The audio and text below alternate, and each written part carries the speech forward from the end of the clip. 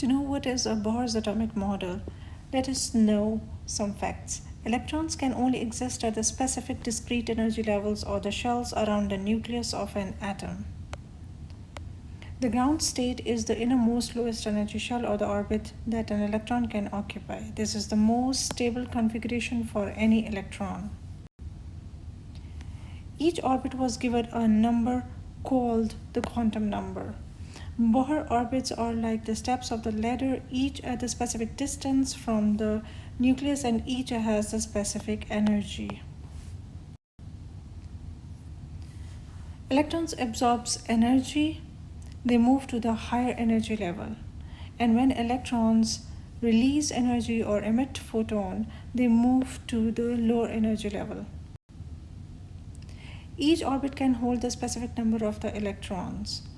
For example, the first energy level can hold the 2 electrons, the second 8, the third 8 electrons, fourth 16, and the fifth 32 electrons. Let's draw the Bohr atomic model for sodium. For this, first we need to know that how many number of the protons, electrons, or the neutrons this atom has. The number of protons are the atomic number, which will be 11. Number of electrons will be the same. And how many number of neutrons?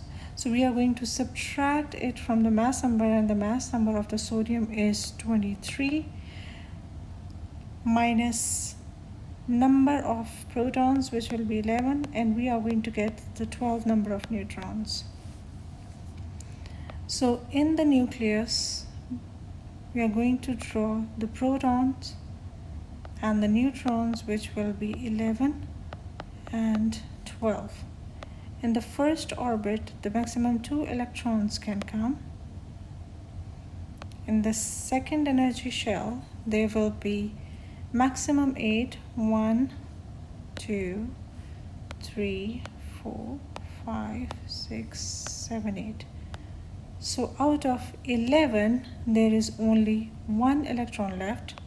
So we are going to draw another orbit where we are going to draw 1 more electron. Similarly, for the silicon, the number of protons will be the atomic number, which will be the 14. Number of electrons will be the same. And number of neutrons will be 28 minus 14, which is the atomic number, subtracted from the mass number, which will be 14. So first, in the nucleus, it will be the protons and the neutrons. Protons are 14 and the neutrons are also 14. In the first orbit, there will be 2 electrons. In the second orbit, there will be a maximum 8. 1, 2, 3, 4, 5, 6, 7, 8. So out of 14, we drew already 10 electrons. So in the third orbit, we will be having 4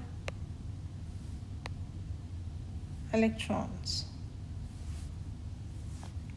That's all for the Bohr's atomic model. If you like the video, hit the subscribe button. Thanks for watching.